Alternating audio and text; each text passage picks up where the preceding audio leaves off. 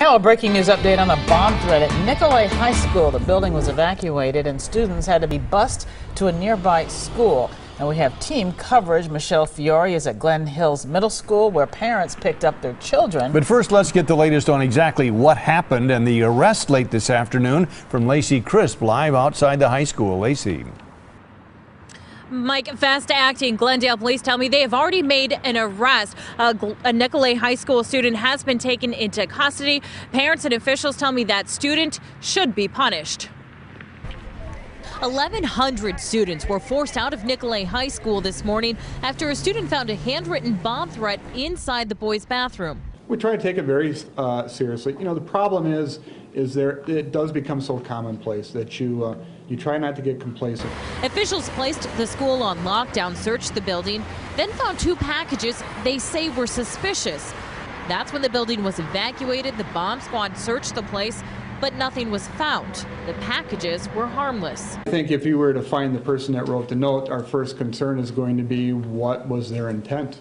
Was this a legitimate threat? Was this to try to get out of school? Do they have any other issues? Many are calling for a harsh punishment for the person responsible. The police department is able to find out who wrote the note. What will the school district's response be to whomever wrote it? We'll certainly take aggressive measures depending on the circumstances of the situation. What do you think should happen to the person who wrote the note? You know, I think that'll be something that the school will need to look at and law enforcement needs to look at. For me as a parent, it's frustrating as well. I'm glad it was a hoax, obviously, but I do think there need to be consequences.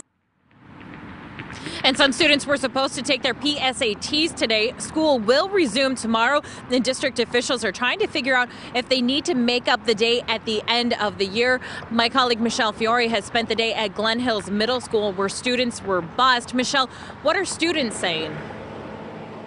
Well, Lacey, students finally arrived here, and it was with a sense of relief. Now, they were willing to share their story about the ordeal they went through when Nicolet went on lockdown. For some, the ordeal was difficult. I thought it was an armed intruder, so we were really scared. We turned off all the lights and we kind of hid. It was the end of second hour when teachers told teens to stay in their seats. It seemed like a drill, but while they sat, some media-savvy kids decided to do a little investigating. Eitan Mastelman Googled Nicolet. All of a sudden, we got this thing popped up for news, and this says Nicolet bomb threat lockdown. And I was like, oh gosh, this is not what we thought it was, and some people started panicking. As they panicked, they reached out to parents, thankful for the ability to text. She said, Mom, there's a bomb threat at the school. And that got me. Yvonne Johnson rushed to Glen Hills Middle School where Nicolet students were eventually dropped off. Once here, teens still had to check in before they could be released to their parents. Well, I was texting my mom and just letting her know that I was okay. With school set to reopen tomorrow, we asked parents if they have fear following today's bomb scare. No, we've got to continue to live our lives, and kids have to go to school, planes have to fly. It's scary when it happens, but it could happen anywhere. And here's one observation. Teens this age typically don't show a lot of PDA toward their parents, but out here today, I will tell you, we saw plenty of hugs that seemed to be eagerly welcome. Reporting live in Glendale, Michelle Fiore, today's TMJ4. A lot of grateful students and parents as well. Michelle, thank you very much.